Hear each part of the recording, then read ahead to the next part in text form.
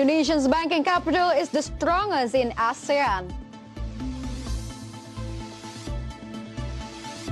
Indica Energy recorded $21 million net loss in the first half of 2020.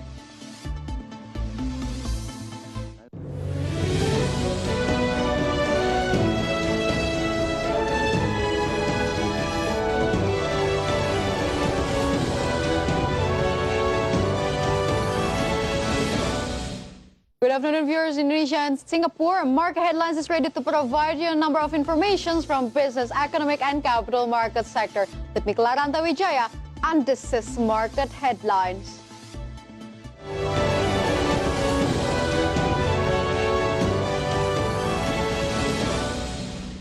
And yes, viewers, good news come from the banking sectors, whereas financial services authorities say that Indonesia's banking industry is the strongest in ASEAN.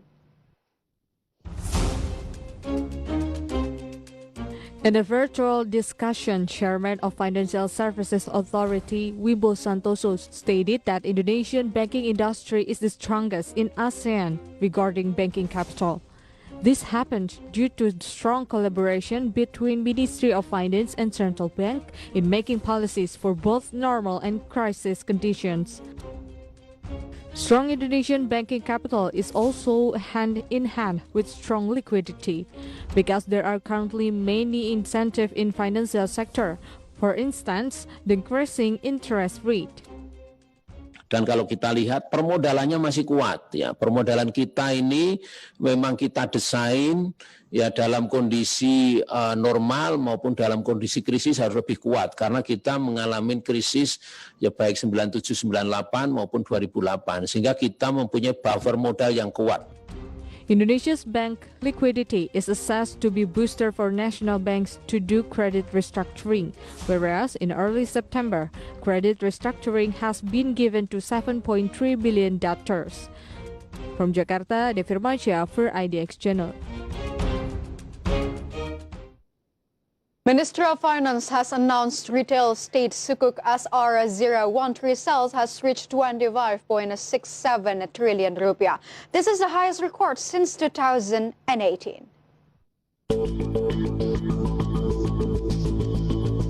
Retail government Sukuk SR013 has captured market appetite, and this can be seen through the high demand of the bond itself. Directorate General of Financing and Risk Management as the Ministry of Finance recorded that Sukuk SR013 sales has reached 25.67 trillion rupiah. The funds will later be used to fulfill the part of 2020 state budget financing, including programs for national economic recovery as the impact of coronavirus pandemic. SR013 is also intended as an effort to create investment culture, while at the same time realizing independence in the state financing. See such a high appetite, these government efforts have shown a result. From all sources, IDX Channel.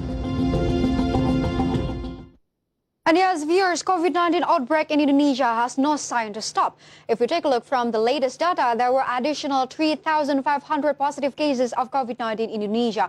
But Statistic Indonesia survey shows that 17% of Indonesians, which we can say 45 million Indonesians, are confident enough that they are not going to have COVID-19 transmission.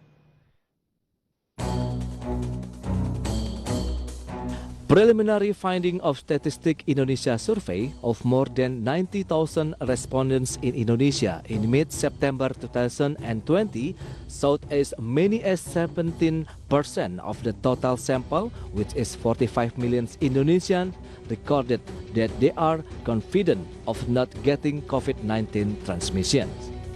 Even some people said that COVID-19 is not a real thing. See such devastating fact. Head of COVID-19 Handling Task Force, Doni Monardo, said the public must understand that transmission of COVID-19 does not consider age, gender, social status, or other aspect. He wanted public to understand that COVID-19 is a real thing, a dangerous disease that needs to be prevented. Addressed this fact, Doni said this is a challenge for all. central and regional government have to continue socializing. According to him, collaboration with the community must be strengthened so that awareness of the importance of maintaining the COVID protocol outside the home is a must. Nah, kalau seandainya yang 17% tadi merasa tidak akan terpapar COVID, lantas ada di antara orang-orang terdekatnya itu sudah positif COVID, ya cepat atau lambat pasti akan tertular. Nah, inilah yang harus kita lakukan. Bagaimana kita secara bersama-sama menggerakkan seluruh instrumen, baik yang ada di pusat maupun di daerah, dengan kolaborasi pentahelix berbasis komunitas. Seluruhnya harus ikut terlibat. Statistic agency data also showed that average respondents that say COVID-19 may not harm themselves are from low education background. Jakarta, Raharjo Patmo for IDX Channel. And yes, viewers, another Statistic Indonesia survey shows that as much as 55% of Indonesians don't want to comply with the health protocol. And most of them say that there is no strict regulations implementations, and therefore they think violating health protocol is not considered as a big deal. There are several reasons that Statistic Indonesia can deliver in explaining low health protocol compliance in Indonesia. But the main reason is because most of them consider the sanctions is not strict enough. Therefore, violating health protocol is not considered as a big deal. Bahwa 55% responden berpendapat karena tidak ada sanksi. Jadi sekarang ini pemerintah sudah menerapkan sanksi, namanya ke depan sanksi ini perlu lebih dipertegas lagi. The survey was conducted online by BPS out of 90,967 respondents throughout Indonesia during this week in the midst of September.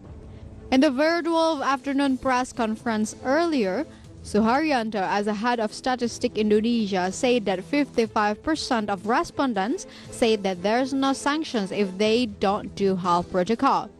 As much as 39% say that there is no COVID-19 cases in their environment, and 33% say that the health protocol implementation brings difficulties to their job. Jakarta, Raharjo Patmo for IDX Channel. Market headlines will be right back after this quick break.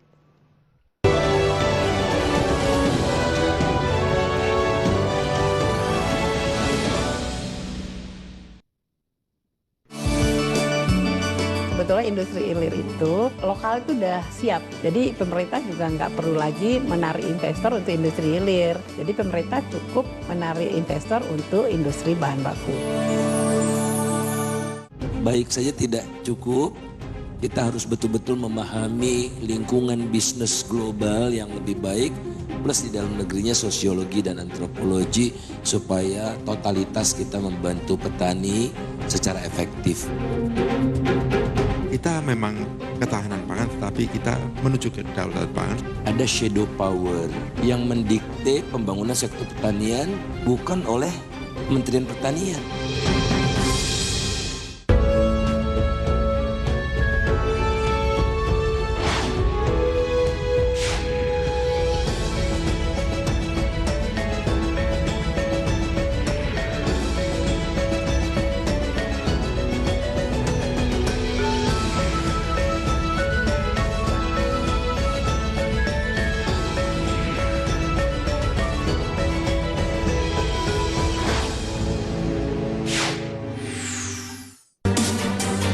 Senang sekali saya David San Oval dan dapat hadir menemani Anda dalam program spesial dialog webinar on TV.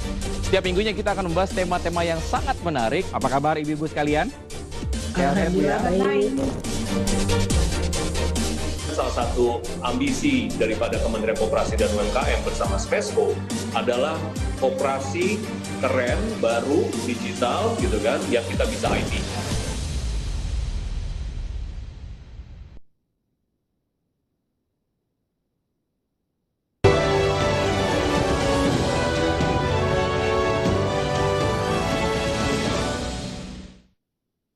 Welcome back to Market Headlines. Along with the extensions of large-scale social restrictions in Jakarta, shopping center managers expect incentives and stimulus from the government in order to anticipate a bigger impact, especially in the wave of layoffs.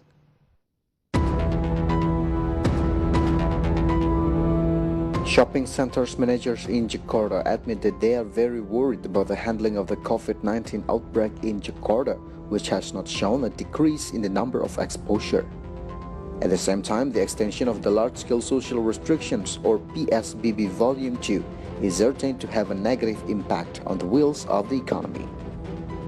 Deputy Chairperson of the Indonesian Shopping Center Management Association, Alphonsus Wijaya, said that the economic recession will be harder to recover when the space for business activities to increase domestic consumption is also limited.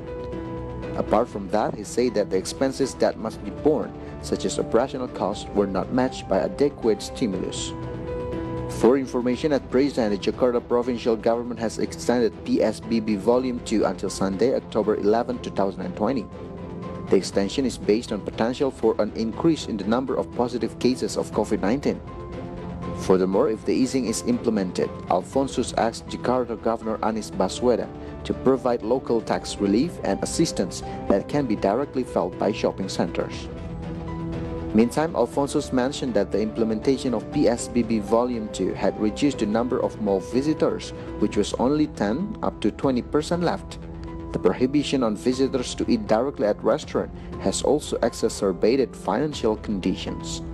From all sources, for IDX Channel.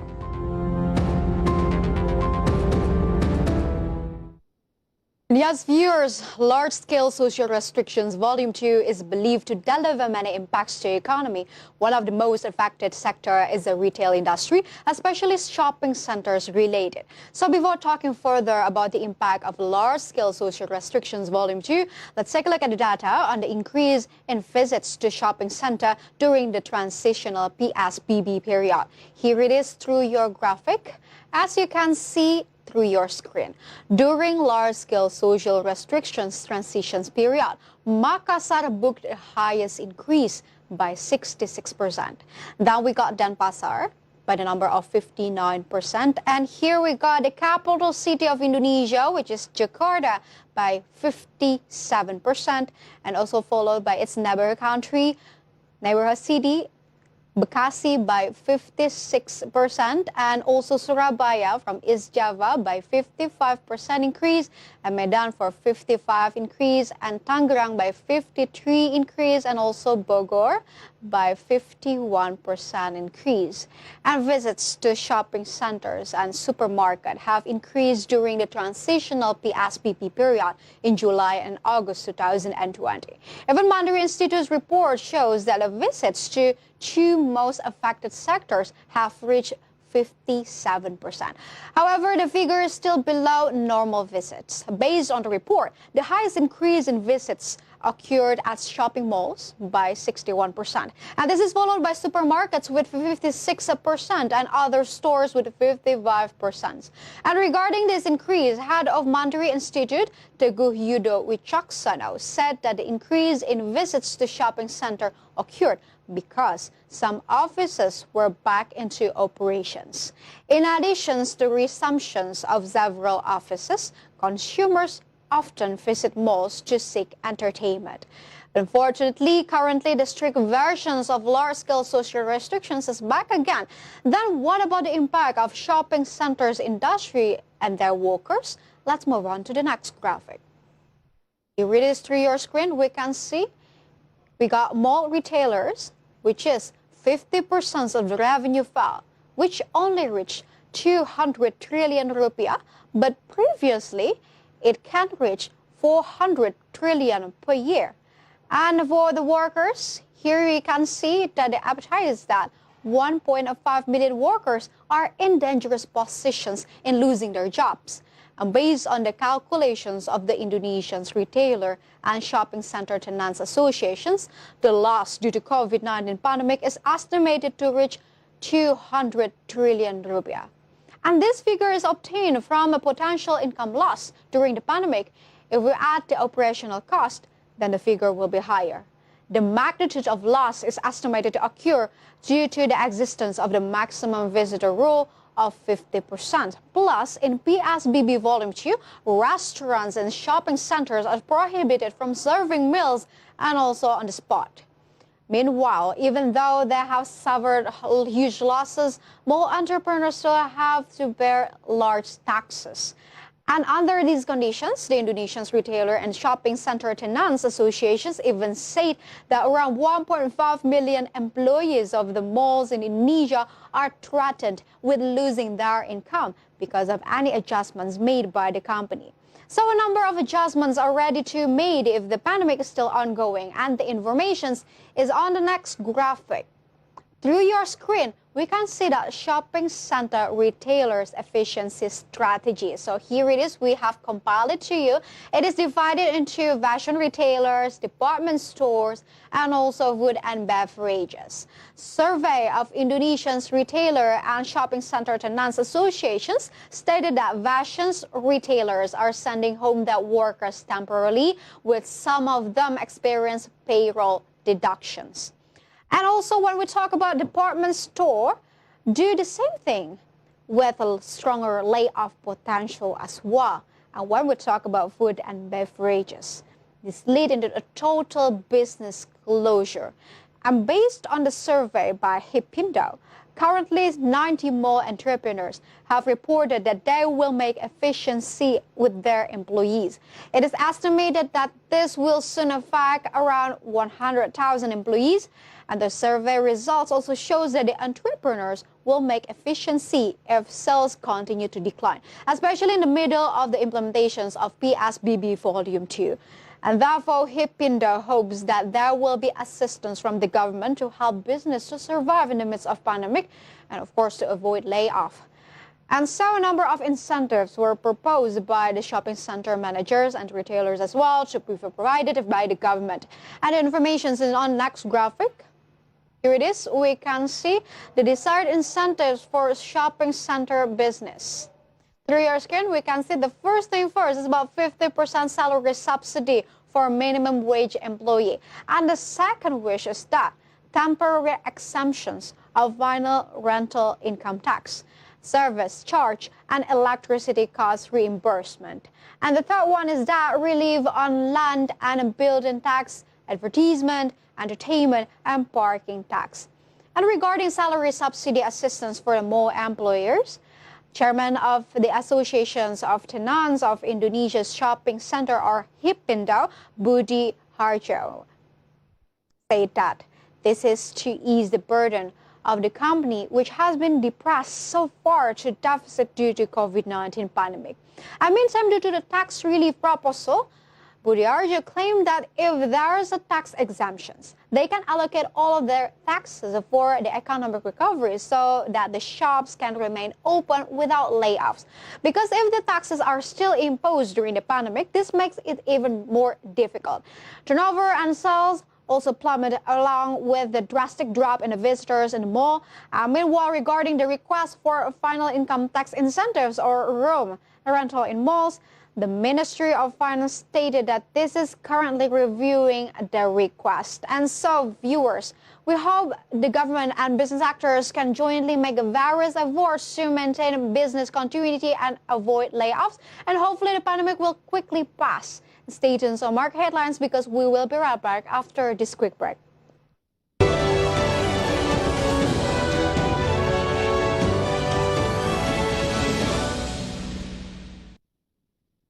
Seiring dengan penutupan dari Bursa Wall Street, di mana S&P kembali mencatatkan rekor tertinggi sepanjang sejarah, membuat IHSG juga pada pagi hari ini dibuka di teritori positif, pemirsa. Kedua, pasar masih melihat adanya proses recovery yang terus berjalan. Sementara di Asia kita lihat berakhir positif juga pada perdagangan Jumat kemarin setelah rilis data ekonomi di wilayah Eropa dan Amerika yang mengalami penguatan. Nama saya Devisa Novel, jabatan saat ini di IDX Channel adalah sebagai produser dan sekaligus presenter program yang dibawakan saat ini dengan nama IDX Second Session Closing, terkait juga dengan kondisi capital market Indonesia dan perkembangannya dari waktu ke waktu. Dan saya sangat senang untuk belajar dan berkecimpung di berita ekonomi, khususnya di capital market. Kita terpaksa kembali menerapkan pembatasan sosial berskala besar. Kondisi dari pandemi COVID-19 sampai sejauh ini, yang paling akan langsung terkena dampaknya adalah orang-orang yang bekerja di sektor informal.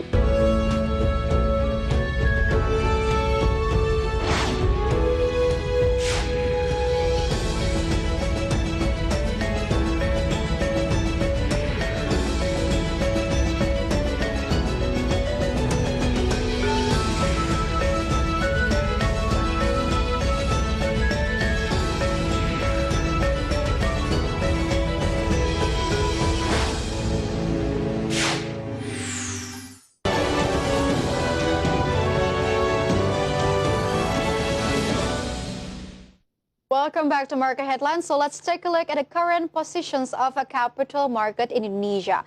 First thing first, let's see Jakarta Composite Index and Trading Movement, which earlier today, JCI was open at the level of 4,929.33. Still in the green zone, but approaching the closing time, the first session, the index was on the level of 4,929.37. Then the index was showing weakening trend by the second session's closing time, as the index was closed at the level of 4,879.09. And in short, JCI went down 0.56%. And next, we are going to see the sectoral movement. Leading the dynamics of today's trading, we got mining as the leader of the strengthening trend that went up 0.4%. Agriculture that went up 0.01%. And next, as the leader of the weakening trend, we got basic industry that went down 1.96% and basic industry that went down 1.19%. And step aside from a sectoral, we got rupiah, and here we're going to see the intraday movement of rupiah towards US dollar, which opened at level of 14,920, but rupiah was showing strengthening trend towards US dollar. I was closed at the level of 14,882. In summary, rupiah went up 0.07%.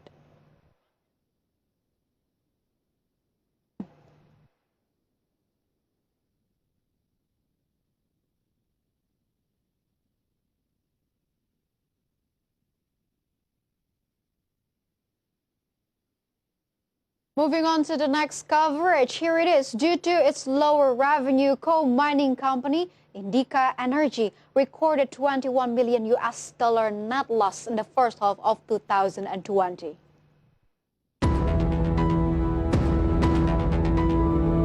Hingga Energy's performance during the first 6 months of 2020 was under pressure. This can be seen from the company's net loss, which reached $21.91 million in the first half. Even though in the same period in 2019, Hingga still posted a net profit of $12.66 million. Based on the company's financial statement, the company's net loss is in line with the decline in top-line performance. In the first 6 months of this year, the company's revenue is only $1.13 billion, down by 18.26% from the same period in 2019, which reached $1.38 billion. In detail, Hingga Energy's revenue consists of contract and service revenues, revenue from coal sales, and other trade revenues. Meantime, as of July 2020, Hingga's coal production reached 20.4 million tons. Hingga Energy's head of corporate communication, Ricky Fernando, said that the company had no plans to revise production targets, where until now the production target is still in accordance with the target agreed by the government, which is 30.95 million tons. From all sources, for IDX Channel. And yes, viewers, moving on to the logistics sector, supported by positive income in the first half of 2020, Adi Sarana Armada is optimistic that the company's revenue will grow by more than 25% by the end of 2020.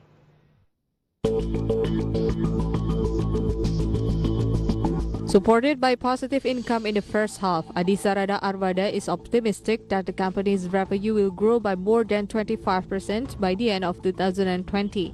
Meanwhile, during the first half, Adisarana recorded revenue growth of up to 29.58% or 1.4 trillion rupiah compared to the same period in 2019. The largest contributions to revenue came from passenger car and auto pool rental services, amounting to 642.09 billion rupiah or 45.76% of total revenue. Then, the online express logistics service or Antar Aja contributed 19.24%. Due to the company's performance, Adisarana Finance Director Hindra Tanujaya said that there was an increase in expenses in the first half, which is in line with Antar Aja's business expansion and used vehicle auctions through GBA. However, the company is optimistic that it will continue to grow by more than 25% by the end of 2020. From all sources for IDX Channel.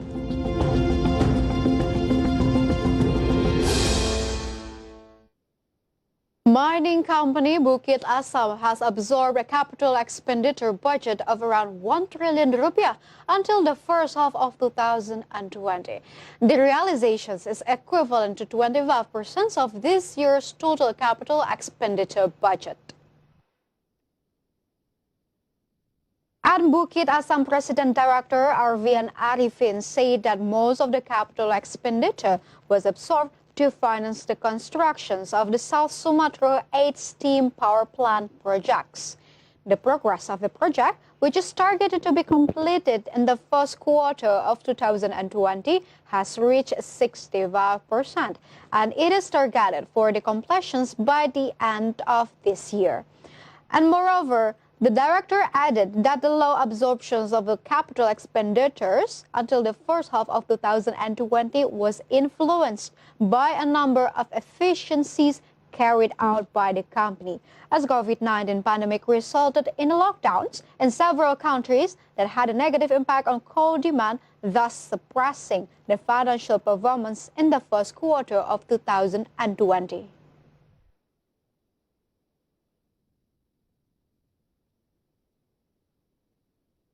And yes, viewers, step aside from market conditions as coronavirus pandemic takes a big role on current economic situations. Here it is an update data about coronavirus globally.